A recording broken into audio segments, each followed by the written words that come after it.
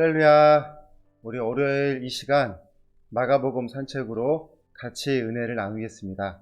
하나님 말씀을 보겠습니다. 마가복음 10장 46절에서 52절 말씀입니다. 제가 받들어서 읽겠습니다. 그들이 여리고에 이르렀더니 예수께서 제자들과 허다한 무리와 함께 여리고에서 나가실 때에 디메오의 아들인 맹인거지 바디메오가 길가에 앉았다가 나사렛 예수시란 말을 듣고 소리질러 이르되 다윗의 자손 예수여 나를 불쌍히 여기소서 하거늘 많은 사람이 꾸짖어 잠잠하라 하되 그가 더욱 크게 소리질러 이르되 다윗의 자손이여 나를 불쌍히 여기소서 하는지라.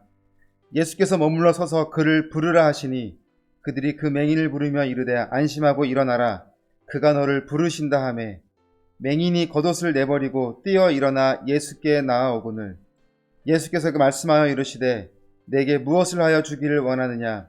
맹인이 이르되 선생님이여 보기를 원하나이다. 예수께서 이르시되 가라 내 믿음이 너를 구원하였느니라 하시니 그가 곧 보게 되어 예수를 길에서 따르니라. 아멘. 오늘 본문은 맹인 바디메오의 이야기는 마가복음에서 상당히 중요한 위치에 자리를 잡고 있습니다. 8장 27절부터 시작한 말씀의 주제를 오늘 본문에서 결론을 내리고 있기 때문에 그렇습니다. 8장 27절은 예수님의 질문으로 시작합니다. 나를 누구라고 생각하느냐?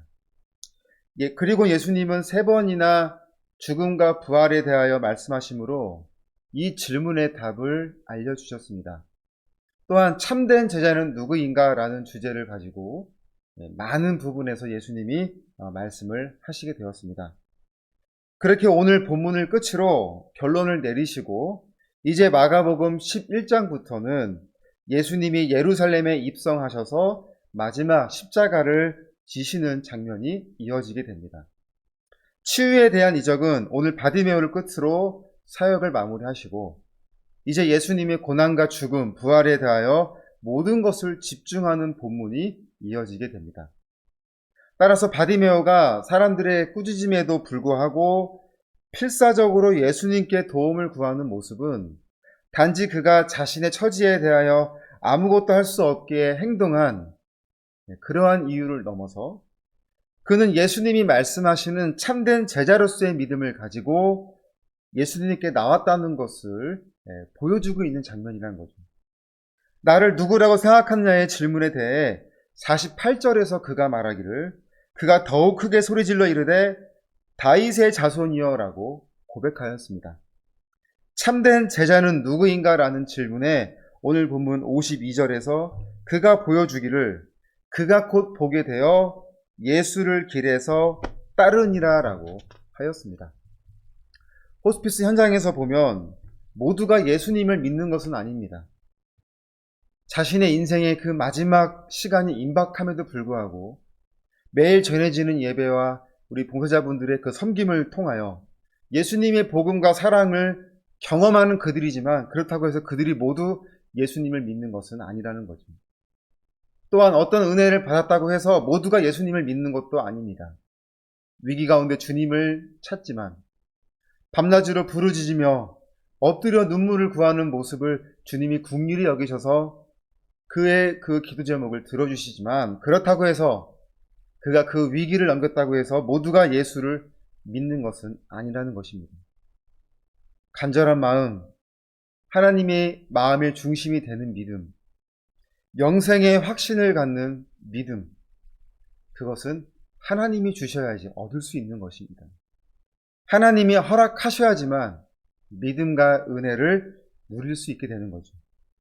그래서 우리가 듣는다고 하는 것이 모든 것을 제대로 듣는 것이 아니고 보는 것이 모든 것을 제대로 보는 것도 아닌 것이죠. 이것을 영적 소경이라고 말할 수 있습니다. 제자들이 계속해서 그러한 모습을 보여왔습니다. 예수님이 죽음을 이야기하실 때 그들은 만류하였고 길가에서 누가 제일 큰 사람인지를 다투고 있었습니다. 예수님께 자신들에게 높은 자리를 달라고 요청하였고 그러면서도 예수님이 앞장서서 예루살렘을 향해 걸어가실 때 그들은 놀라고 두려워하며 그저 예수님을 뒤쫓는 모습만 보이게 되었습니다. 그러나 바디메오는 비록 육신에 약함이 있다 할지라도 그가 영적으로도 부족하다고 생각해서는 안 됩니다. 예수님은 그의 믿음을 인정하셨습니다. 오늘 22절을 보면 예수께서 이르시되 가라 내 믿음이 너를 구원하였느니라 하시니, 처음 바디메오는 길가에 앉아 있었습니다. 46절 후반을 보면 맹인 거지 바디메오가 길가에 앉았다가, 이 길가는 영어로 로드사이드라고 하는데 즉 중심 길에서 벗어나 있음을 의미하는 거죠. 우리가 모두가 걸어가는 그 본 길에서 벗어나 있다는 것을 길가라고 하는데, 처음 바디메오는 그렇게 소외된 곳, 벗어난 곳에 앉아 있던 사람이었습니다. 그런 그가 예수님을 만난 그 길에서 이제는 예수님을 따르는 사람으로 변화되었습니다. 52절 후반을 보면 그가 곧 보게 되어 예수를 길에서 따르니라. 그가 변화되어진 것이, 그가 제자로 된 것이, 그가 예수님을 따라간 것이 8장 27절부터 시작한 그 대단원의 말씀의 결론이라는 거예요. 예수님은 그의 믿음의 중심을 보셨습니다. 그리고 인정하셨습니다. 그의 중심은 무엇이었을까요? 50절을 보면 맹인이 겉옷을 내버리고 뛰어 일어나 예수께 나아오거늘이라고 합니다. 이것에 대하여 어느 주석가는 내버리고에 대한 의미는 옆으로 휙 집어던지고라고 의미를 부여하는 것을 보았습니다. 겉옷은 그에게 전부였어요. 겉옷은 그에게 전 재산과도 같은 것이었습니다. 출애굽기 22장 26절을 보면 내가 만일 이웃의 옷을 전당 잡거든 해가 지기 전에 그에게 돌려보내라. 그것이 유일한 옷이라. 그것이 그의 알몸을 가릴 옷인즉 그가 무엇을 입고 자겠느냐라고 하였습니다. 아무리 그의 재산 중에 옷을 채권 잡아도 적어도 밤에는 그것을 돌려주라는 거예요. 그것이 그에게 전부라는 것입니다. 밤에 자신을 보호할 수 있는 옷이며 낮에는 거지 맹인이라고 하였으니 그 옷으로 돈을 구걸하는 그러한 용도로 쓰여졌던 겉옷을 그가 휙 집어던지고 예수님 앞에 나오는 모습을 보였습니다. 49절 후반을 보면요, 안심하고 일어나라 그가 너를 부르신다 하매라고 하였어요. 그러니까 예수님이 자신을 부르신다는 그 한마디에 그는 자신의 모든 것을 집어던지고 보이지도 않으면서 뛰어 일어나는 힘의 원동력은 예수님이 자신을 부르심에 있었습니다. 자신을 부르시는 그 한마디가 그 인생의 모든 것을 던질 수 있는 믿음의 원동력이 되었던 것입니다. 이런 바디메오의 모습은 앞에 나왔던 부자 청년의 모습과 대조되는 모습이죠. 세상 부족한 것이 없는 그였으나 한 가지를 버리고 나를 따르려고 하는 그 말씀에 그는 근심하여 돌아갔지만, 세상적으로 볼 때는 아무것도 없고 볼품도 없고 가진 것도 없는 그였지만, 그러나 그가 가지고 있는 그 전부를 휙 접어던지는 그 원동력은 주님이 나를 부르신다는 사실이었습니다. 51절을 보면 예수께서 말씀하여 이르시되 내가 무엇을 하여 주기를 원하느냐라고 물어보십니다. 이 예수님의 질문은 앞에 야고보와 요한에게 하시는 말씀이 떠오르죠. 36절을 보면 너희에게 무엇을 하여 주기를 원하느냐라고 하였습니다. 제자들은 높은 자리를 달라고 하였고 바디메오는 보기를 원한다고 하였습니다. 바디메오는 앞을 보지 못하는 맹인이 당연히 그것을 치유받기를 원했다고 볼 수 있죠. 그러나 그가 치유의 목적으로만 정말 예수님 앞에 나온 것인가? 오늘 성경은 절대 그렇지 않다고 말씀하고 있는 거죠. 제자들은 예수님을 자신의 목적을 이용하는 메시아로 이해했습니다. 그러나 바디메오는 오직 자신의 눈을 치유할 수 있는 분은 예수님뿐이 없다고 고백하는 거죠. 예수님의 신적 권위를 온전히 믿고 예수님 앞에 나오는 바디메오의 믿음이었습니다. 또한 그가 오늘 마가복음을 보면 아주 그의 어떤 행동과 모습을 자세하게 설명하는 그 이유의 목적은 뭐냐면 그가 예수님 앞에 나오기까지의 과정을 설명하고 있는 거예요. 이미 그는 믿음의 중심이 예수님으로 확실하게 세워져 있음을 우리에게 알게 하도록 하기 위함이죠. 그리고 예수님은 그를 치유하셨지만 예수님도 그의 믿음을 인정하신 것입니다. 그러니 예수님은 가라고 하시지만 그는 자발적으로 예수님을 따르는 사람이 되어버린 것이죠. 사랑하는 여러분, 오늘 본문은 1절, 오늘 본문의 시작은 여리고라는 지역을 이야기하면서 시작하고 있습니다. 오늘 46절을 보면 여리고에 이르렀더니라고 하죠. 저도 가보진 못했지만 여리고와 예루살렘의 높이가 1000m 정도가 차이가 난대요. 1000m. 여리고는 아래에 있고 예루살렘은 높은 그 높이가 1000m 정도 차이가 난다고 해요.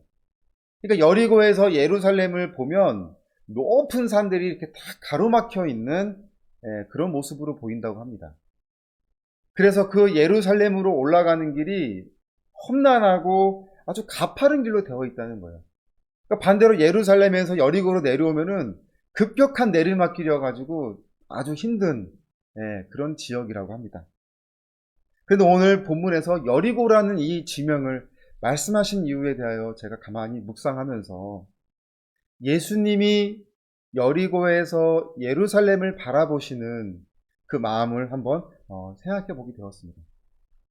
저는 상상으로 떠올려 보지만 여리고에서 예루살렘 쪽을 바라볼 때 제가 생각하는 상상력으로는 큰 벽이 가로막고 있는 모습이 떠올라요.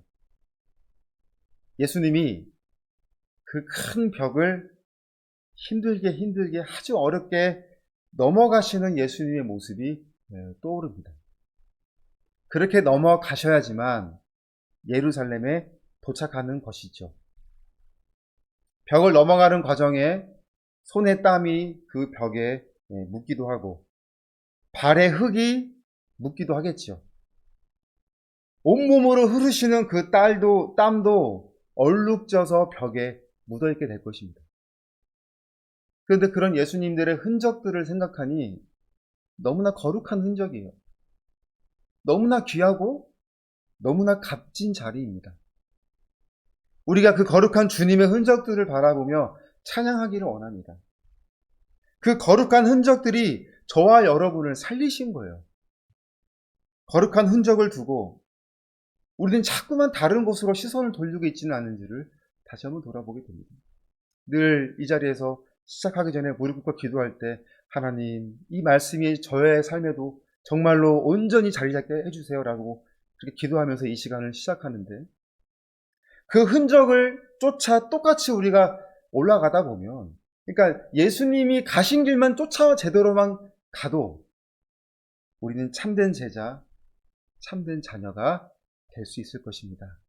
마가복음 산책을 통하여 이 한 주의 시작을 그러한 은혜로 시작하는 저와 여러분이 되시길 바랍니다. 아멘. 우리 이 시간 오늘 말씀을 생각하면서 같이 한번 기도하겠습니다. 하나님, 흔적을 쫓아가게 하여 주시옵소서. 우리 같이 한번 한 목소리로 기도하시겠습니다. 사랑의 하나님 감사합니다. 오늘 말씀을 통하여 살아계신 하나님을 경험하고 또한 하나님이 말씀하시는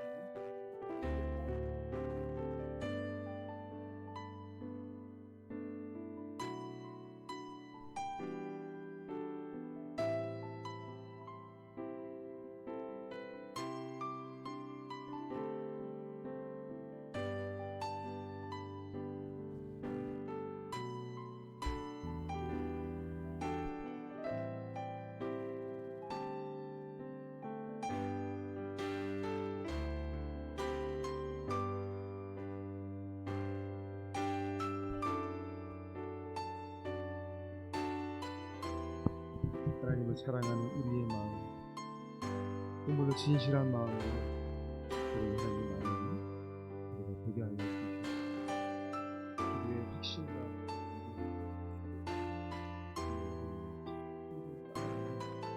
제자의 되게 하여 주시옵소서.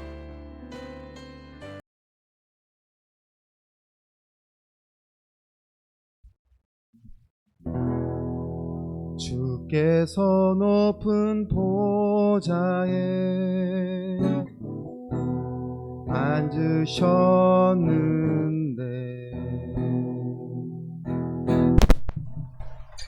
그 옷자락은 성전에 가득하도다.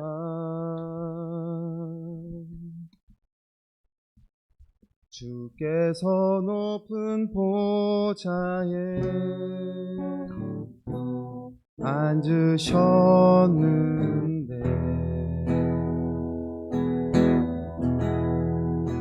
그 옷자락은 성전에 가득하도다.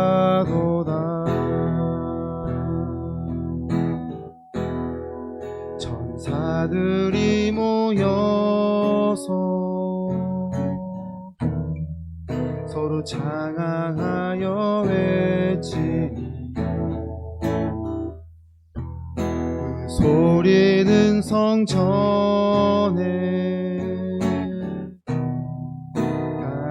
가득하도다.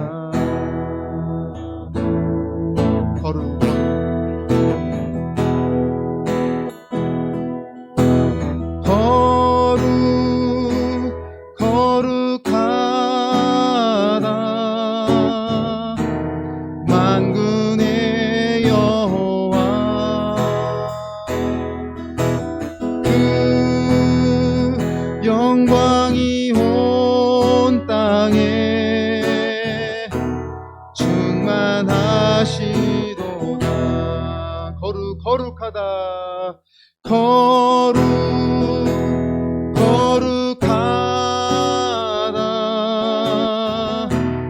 만군의 여호와 그 영광이 온 땅에 충만하시도다. 오늘 다시 한번 말씀을 생각하면서 하나님 흔적을 쫓아가게 하여 주시옵소서. 진짜 하나님을 따르는 참된 제자가 되게 하여 주시옵소서. 우리 시간 다시 한번 합심하여 기도하겠습니다. 하나님 감사합니다. 오늘 우리에게 은혜를 더하여 주시고 정말 하나님을 만나는 온전한 자리가 되게 하여 주시옵소서. 믿음으로 고백하는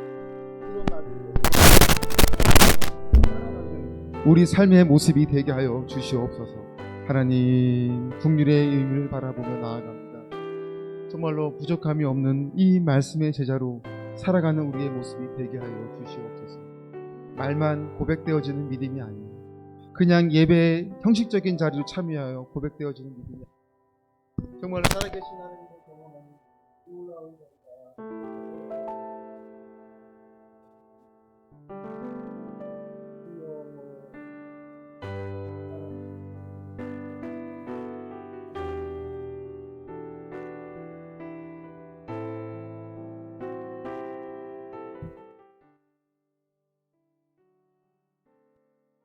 사랑의 하나님 감사합니다.